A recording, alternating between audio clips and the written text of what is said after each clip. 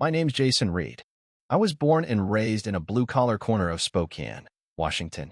My mom passed away when I was 13, and not long after, my dad remarried a woman named Beverly who always treated me like a houseguest with a curfew.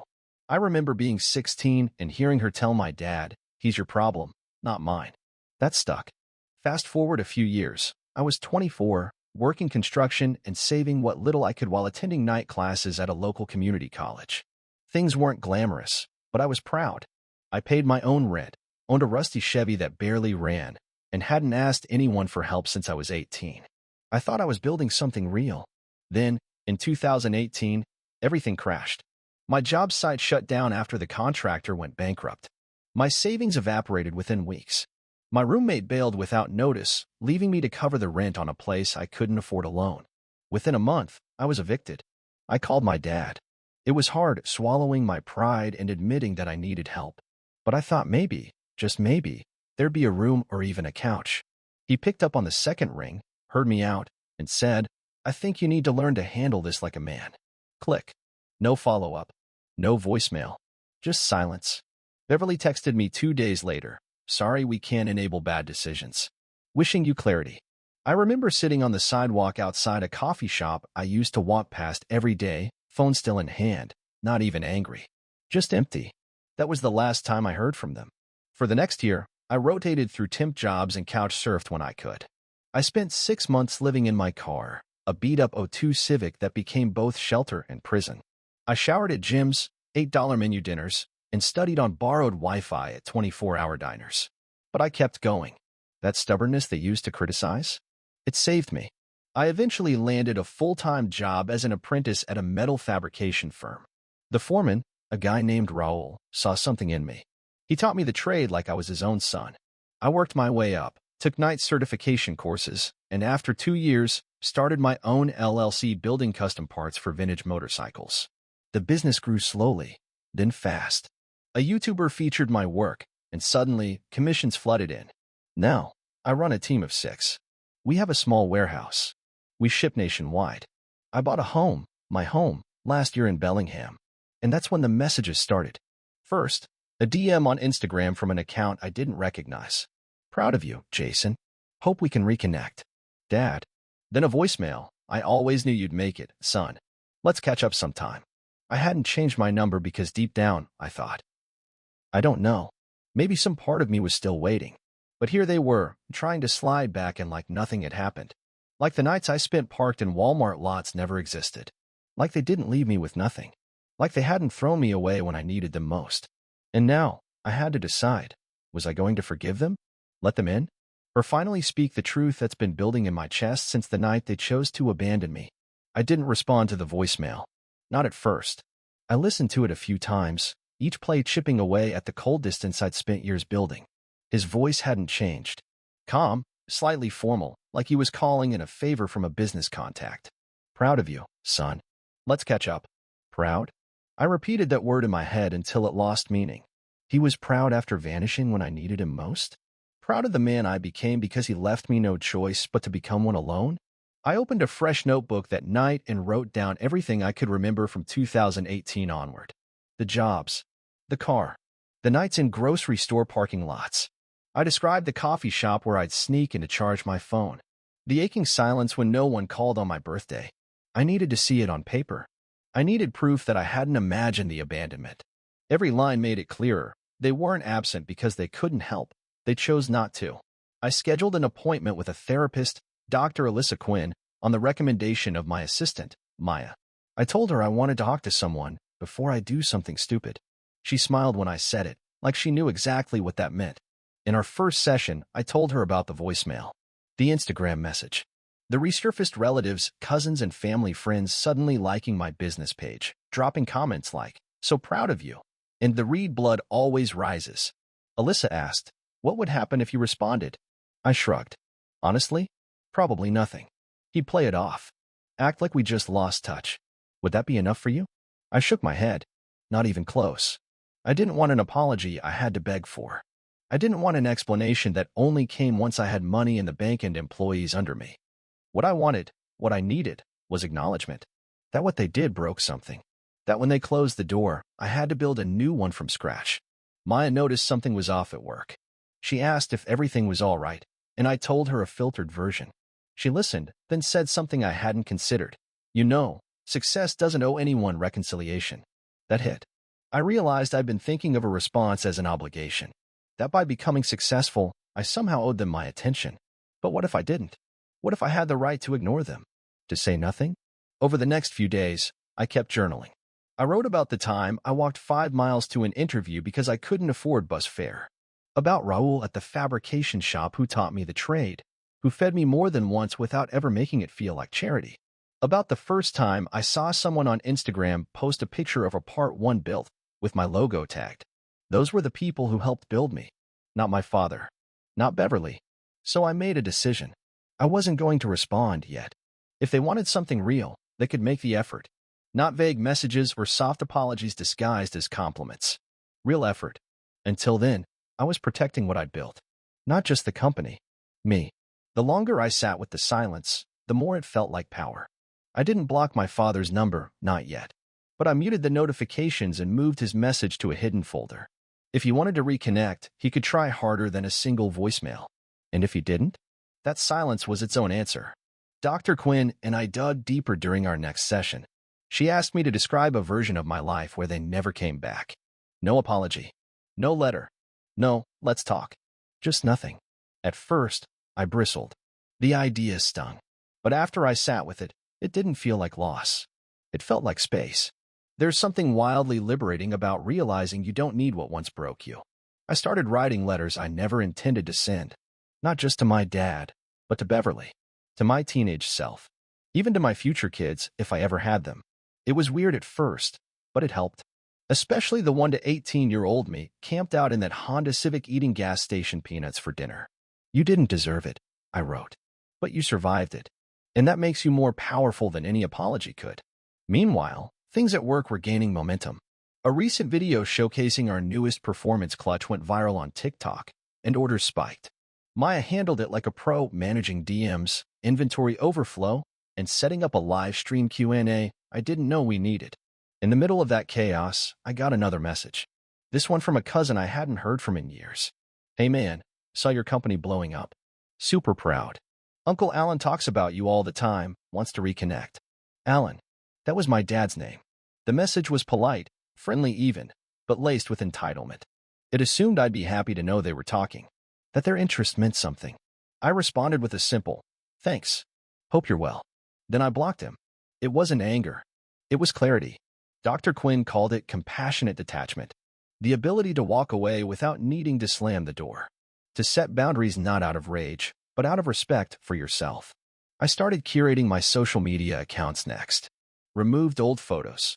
Archived anything that felt like a breadcrumb trail into my personal life. Then I created a close friends list and locked down my privacy settings. Maya helped me draft a short statement in case anyone tried to stir drama. I appreciate the interest, but I'm focused on the future. If I didn't invite you into my healing, don't assume you're owed a seat at my peace. That line? It became a mantra. Maya and I also started building out a wall in the office called The Village. It was her idea, a framed collection of photos and thank you notes from people who helped me along the way. Raul from the fabrication shop. Tanya from the night diner who used to give me extra food. My old landlord who let me pay in broken payments without ever raising his voice. I didn't just survive those years. I was supported, even if not by blood. By the end of the week, I had a stack of journaling pages that felt more valuable than any bank account. A record not of pain, but of resilience. Proof that I could build something real without anyone who chose to leave. And if they ever wanted to come back, they'd have to walk through the truth to reach me. There's something sacred about silence when you've earned it. And lately, I've stopped trying to fill every quiet moment with productivity or distraction. I let the stillness sit beside me now. I've made peace with its weight. That's how I wrote the letter. The 1 to 18-year-old me. It wasn't polished or profound. Just honest. I told him what I wish someone had said the night he turned off the car engine and cried under the blinking sign of a rundown gas station in Memphis. I wrote about how his pain wasn't a punishment, how his strength didn't need to be loud, and how he was already enough, long before anyone believed in him. I sealed it in an envelope, wrote, "Open again when you doubt," and tucked it into my desk drawer. That kid deserved that much. Meanwhile, Maya kept pushing me gently but firmly to keep cleaning up my digital footprint. We combed through every trace of the past we could find. Photos where I looked more like a ghost than a son. Facebook tags from people who hadn't texted in 5 years. A post Beverly made years ago, calling me a bad influence. We archived it all. Maya wasn't just my assistant anymore. She was a co-curator of my future. She added more frames to the village wall, this time including a customer named Joe who once paid me double just because he said my work felt honest. I printed out his thank you email and framed it next to a photo of the two of us, standing beside the rebuilt '68 Camaro that had put our shop on the map. Every time I glanced at that wall, it reminded me that love could be chosen and returned, without guilt or obligation. Then, one afternoon, I sat down to write a new letter. This one was to my father. Not the man I wished he was. The man he actually was. I wrote it as if I'd never sent it, just to get it out. I told him I survived. Not in spite of his absence, but because of it. I told him how silence taught me resilience. How being left behind made me learn to move forward with nothing but instinct. I told him I didn't hate him, but I no longer trusted him with access to my peace. It felt like a weight had shifted. Not lifted, but settled. That weekend, Maya gently nudged me again. You should write publicly, she said. Not just for you, but for the ones still stuck where you were. I hesitated. Part of me feared the exposure. What if my story made them come knocking harder? What if they twisted it to play the victims? But the other part of me, most of me, was done hiding. So I drafted a blog post. Not the full story. Just the edges of it.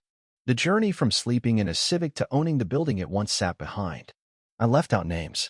I kept the tone measured. But the core message was there. You don't owe anyone your peace just because they shared your blood. I saved the draft. Didn't publish it yet. Just seeing it in writing felt like the first step. Later that night, I got a package. No return address. Inside was a photo of me and my father from when I was 6, our only fishing trip. And a note. Just 3 words. Miss you, son.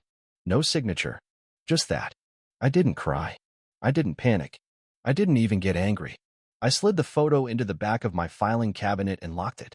Because some memories belong in a vault, not on display. And then I went back to writing. Not for him. Not for closure. For me.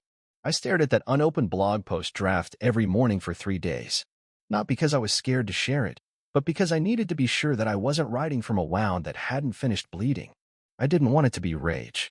I wanted it to be real. So instead, I added another frame to the village wall. This time, it wasn't a customer. It was a college janitor named Harold, who used to let me sleep inside the maintenance closet on the nights the weather dipped below freezing.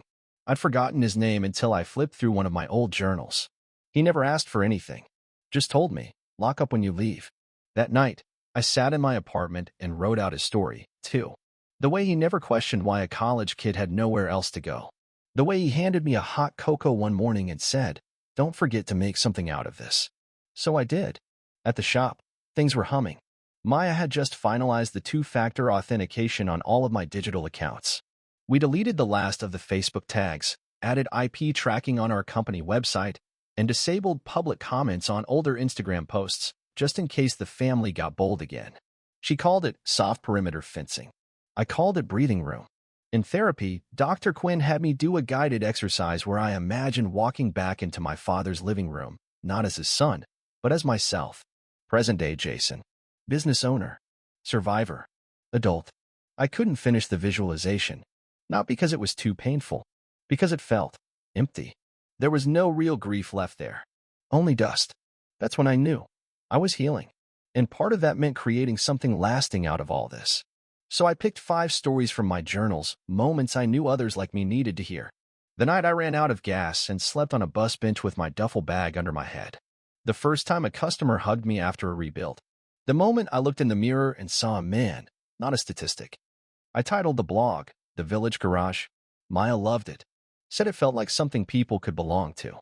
She even suggested we add a community tab, resources for people getting out of homelessness, or trying to start small businesses after trauma. She wasn't just thinking big. She was thinking wide. For everyone I used to be. Later that week, I finally addressed the phishing photo from the package. I brought it to Dr. Quinn. Held it up. I remember this day, I said. He taught me how to bait the hook and then yelled at me when I dropped it in the mud. What does it mean to you now? She asked. I paused. that I never needed his approval to feel like a man. We sealed it in an envelope, just like the letter to my 18-year-old self, and marked it archive. Not trash, not sent, just done. And then I published the blog. Not all 5 stories, just one. The night I got evicted and made a promise to myself that I wouldn't die unknown. Within 2 hours, it had 700 views. 2 local business owners messaged me asking to collaborate. One guy, former foster kid, said it was the first time he felt seen online. I printed that message, framed it, hung it next to Harold's cocoa receipt. The wall was growing, and not one person on it shared my blood. The second blog post wasn't easier to write, but it was clearer. I called it, What Comes After the Rain. This one wasn't about darkness. It was about what I did once I stopped being afraid of drowning. I talked about the first time I splurged on a proper pair of work boots, how I once paid an entire paycheck to buy a stack of oil filters in bulk because I believed my little freelance mechanic hustle was worth investing in, how Maya offered to work part-time when I could barely afford it, and how that risk turned into the best decision I've ever made. When I hit publish, I didn't check the view count right away. I went for a walk instead, just me, my hoodie, and an iced coffee from that gas station I used to sleep behind. They repaved the lot, cleaned up the overgrowth near the dumpster. I stood there for a while, not in grief, just in recognition. Then I went home and opened my inbox. The 2 small business owners who'd reached out after my first post, they wanted to meet in person. One ran a nonprofit that taught young people trade skills. The other had just started a mobile detailing company and needed mentorship. We agreed to host a free workshop in my shop's parking lot, Saturday afternoon, open invite, no sales pitches. Just people helping people. Maya was thrilled. She printed flyers, designed a sign-up page, built a section on the blog for Community Garage Days. I watched her run with it, like this was hers too. Because it was.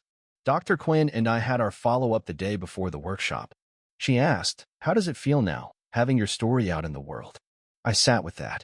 "It feels like I pulled the curtain back," I said. And instead of falling apart, I stood taller. She smiled and said, "That's what integration looks like."